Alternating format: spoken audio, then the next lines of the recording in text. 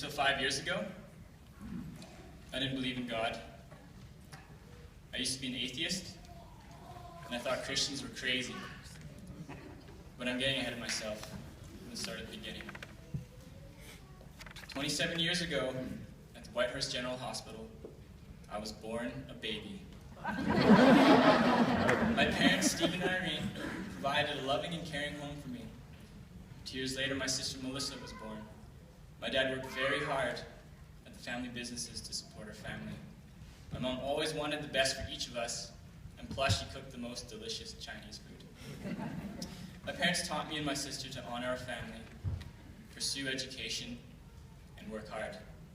I had a very active childhood. My mom signed me up for many different sports such as figure skating, gymnastics, skiing, bowling, and soccer.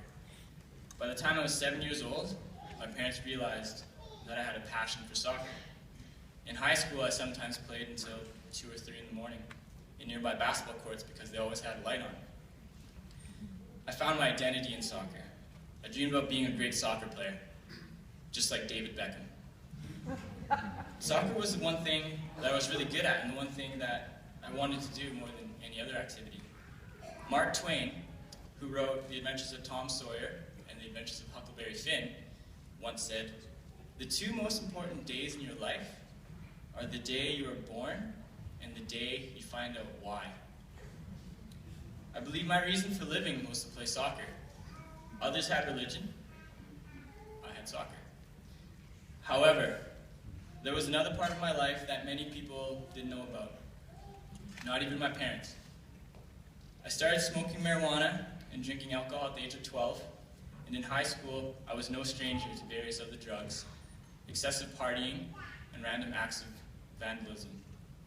I was living two lives. On the one hand, I wanted to honor my family by doing well in school and working hard. On the other hand, I had a secret life that I wasn't proud of. Fast forward to 2006, my first year at the University of Victoria. Here I thought I could get a good education and make my parents proud. Also, this school had and still does one of the best soccer teams in Canada, and I could pursue my soccer dream here too.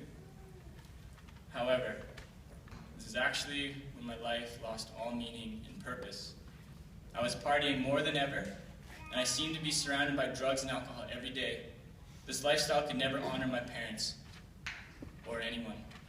My grades were suffering too. I went to the soccer tryouts, and I was asked to leave on the third day. My life hit a dead end, and I didn't know what to do. I felt totally empty and numb. Who am I? What is the purpose of my life? I just told myself, Harrison, you just need to work harder. So I did. And the next year my life seemed better. My grades were very good. I made it onto the soccer team, and I even partied less. But no one tells you how far you fall once you think you've reached the top. This is what I mean. That year, our soccer team was playing against the University of Alberta for our division final. Our team was up by 1 goal, and there were only a few seconds left in the game. And when the referee finally blew the whistle, we were Canada West champions. This was my dream come true. I was jumping and screaming, but my heart was still empty. I should have been the happiest person on the planet. I didn't know what was wrong with me. My hungry heart was starving for a meal. For almost my entire life, I dreamed about playing soccer at a high level. This whole time, I was putting all my eggs, it's an Easter joke, I was putting all my eggs into one basket, then finding out that 20 years later, the bottom of the basket was missing. Later that same year, a good friend of mine from Whitehorse, who was also attending UVic, came up to me and joyfully said, Harrison, I'm a Christian now. Excuse me? To me, that sounded like if Pastor Simon were to come up to me and say, Harrison, I'm Chinese now. That doesn't make any sense to me. You don't just become a Christian. Did you do a drug that I didn't do? Yeah, it's not my other friend. You've lost your mind. thought you had to be born a Christian, just like I was born Chinese. God is not real, Christianity is a joke, religion is crazy. And I'm going to prove that God does not exist. So I started to use a lot of my spare time studying against the Christian faith. I was a militant atheist. And I thought I found many evidences that denied the existence of God. I even attended church services so that I could talk to Christians and prove to them that God is dead. But after almost an entire year of doing this, I was really struggling with what to believe in, and I was being presented with other evidences that showed that God is real. So is God real or not? I was really, really confused. One night in the spring of 2009, I remember going to my room and praying for the first time. I got on my knees, and I said, God, or whoever you are, I give up. I give up. I don't know what to believe anymore. If you're real, please show me. I thought there was going to be an earthquake in my room or something. Nothing happened that night.